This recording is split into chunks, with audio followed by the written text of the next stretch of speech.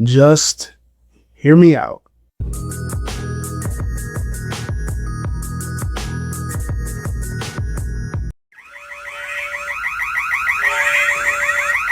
Welcome everybody, I'm RJ of the Nerdy Brew, and here on this channel we talk TV, movies, and everything in between, all while drinking a cup of coffee. Now, if you like one of those things or all of those things, would you consider subscribing, and hit that notification bell and becoming a fellow Brewster? So today, fellow Brewsters, this is a coffee talk. And first and foremost, I want to say I don't know what phase we're in. I know at the end of Endgame, it was the end of the Infinity Saga. And then we had Black Widow at the start of phase 4 in the Disney Plus shows. But after that, we get into Loki, and then there was the phenomenal performance from Jonathan Majors, who was the character of He Who Remains. And then that was leading into Kang and the rest of the Kang Dynasty and the multiverse saga. So that's the last of my knowledge of what we know. So he had all his legal trouble. There's a lot of YouTubers that went through it. There's the Dre Max show. There was Chillmonger. I did a very in-depth video at the time about all his legal issues. I'll link it somewhere. It's very in-depth. And I was talking about the political social issues surrounding that situation. I put a lot of work into it, but that is here. That's here. But as we continue anyways, Disney let him go, and then they ended up pivoting to RDJ, and I got my thoughts about that. You can find that video elsewhere or whatever playlist.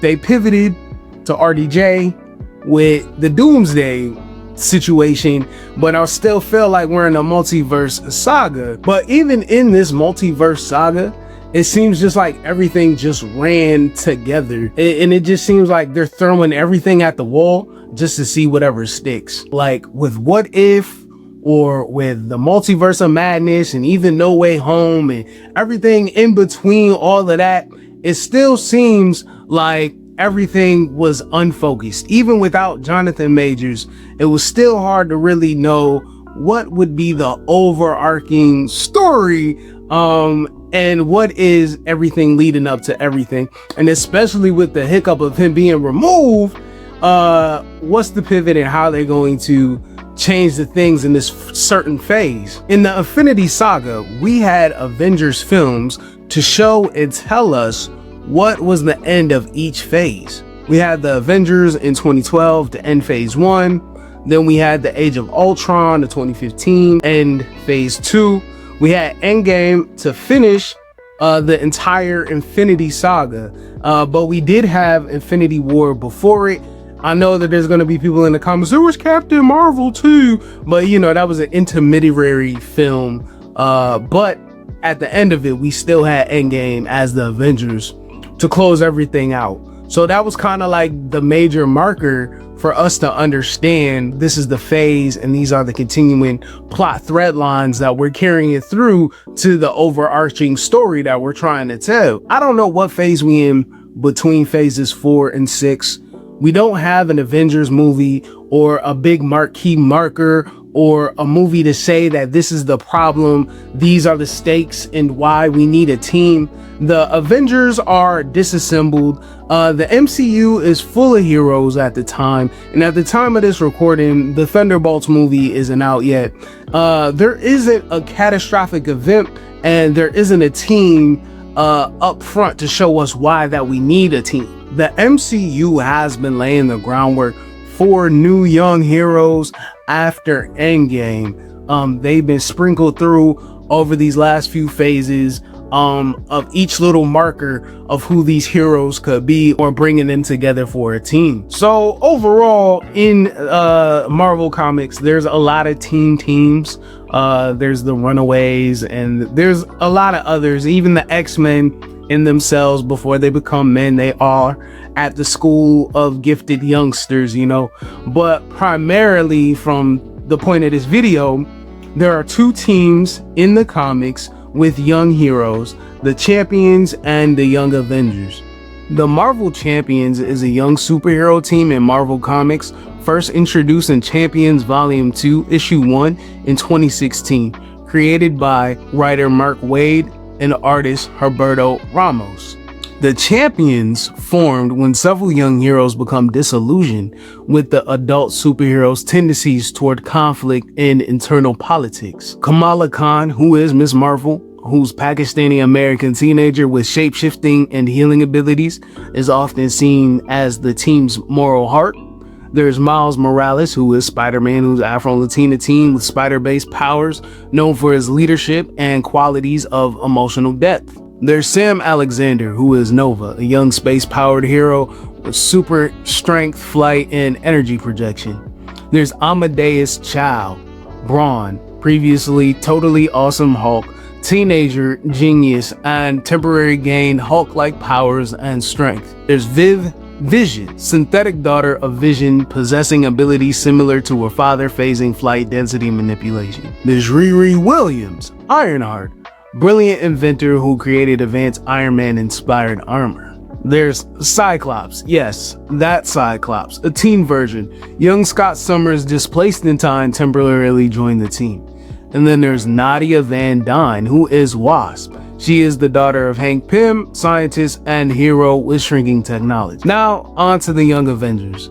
The Young Avengers are a fan favorite superhero team in Marvel Comics, first introduced in Young Avengers issue 1, 2005, with the writer Alan Heinberg and artist Jim Chung. They're notable for being younger generation inspired by the legacy of the original Avengers. The original and most iconic roster includes Iron Lad, who is Nathaniel Richards, a teenage variant of Kang the Conqueror trying to avoid his villainous future. There's Wiccan, who's Billy Kaplan, reality warp and sorcerer and the reincarnated son of Scarlet Witch, known with his relationship with Hulkling. Hulkling, Teddy Atman, half Kree, half Skrull shapeshifter with immense strength, later becomes Emperor of the Doric 8 of the Kree Skrull Alliance. There's Kate Bishop, skilled archer and martial artist who takes on Clint Martin's mantle as Hawkeye. Patriot, Eli Bradley, grandson of Isaiah Bradley, the original Black Captain America, initially gains power through mutant growth hormone, but eventually obtains natural super soldier abilities. There's Stature, who's Cassie Lang, daughter of Scott Lang and Ant-Man, possessing size-altering powers inherited from her father's Pym particle exposure. There's Speed, who's Tommy Shepard, twin brother of Wiccan with super speed abilities, who is also a reincarnated of Scarlet Witch's son. America Chavez, Miss America, super strong, dimension-hopping heroine with fight and invulnerability, jumping to the multiverse. And then there's Kid Loki, a youthful reincarnation of Loki who allies himself with the Young Avengers in later stories. A lot of these characters have already been introduced into the MCU. The ones that we don't have currently is Miles Morales, Sam Anderson, who is Nova, Vision, she hasn't been created yet, Hope is Wasp, not Nadia. There is the Hulkling and Amadeus Cho, who are just Hulk dudes, and no Iron Lad and no older Speed. But the characters of the young heroes that we do have is America Chavez from Multiverse of Madness. We have Riri Williams, who is Ironheart. She was in Wakanda forever. There's Cassie Lang / Stature from Quantumania. We got Kamala Khan, Miss Marvel, from her own show, Miss Marvel, and the movie The Marvels. We have Eli Bradley. He was introduced in Falcon and the Winter Soldier. He becomes Patriot. There is Wiccan, who is Billy, who Wanda's make-believe baby, who was introduced into Agatha all along. And Kid Loki was introduced in Loki season 1 in The Void. And for a Hulk substitute, Hulk's son Sakaar was introduced in She-Hulk. So a Young Avengers film could be a crucial moment, an event that could redefine and energize the MCU, and as it moves forward to the next phase and beyond it. What story that they should adapt for this iteration should be Avengers: The Children's Crusade, The film itself should be called Young Avengers, though based on this storyline, and I'm gonna tell you why this is so important. In the Children's Crusade, written by Alan Heinberg and the art by Jim Chung, the Young Avengers embark on a powerful emotional quest that finds Scarlet Witch Wanda Maximoff, who has vanished following the events of House of M and Avengers Disassemble. The story explores the themes of legacy, redemption, and family, all while dealing with the high-stakes battle involving Doctor Doom, Magneto, and the Avengers themselves. So we already got connections in the MCU for these characters. We have Wanda Maximoff, we have her kids Billy and Tommy that were introduced in that show. We have American Chavez. Like, all of these people are in the MCU, so it would make its integration very seamless. And with the direct connections with the MCU, we have Wanda's disappearance at the end of Multiverse of Madness. We have the introduction of America Chavez, and because of Wanda, her storyline going so far back into the phases in the Infinity Saga, we could integrate Vision. Vision has been around since phase 2.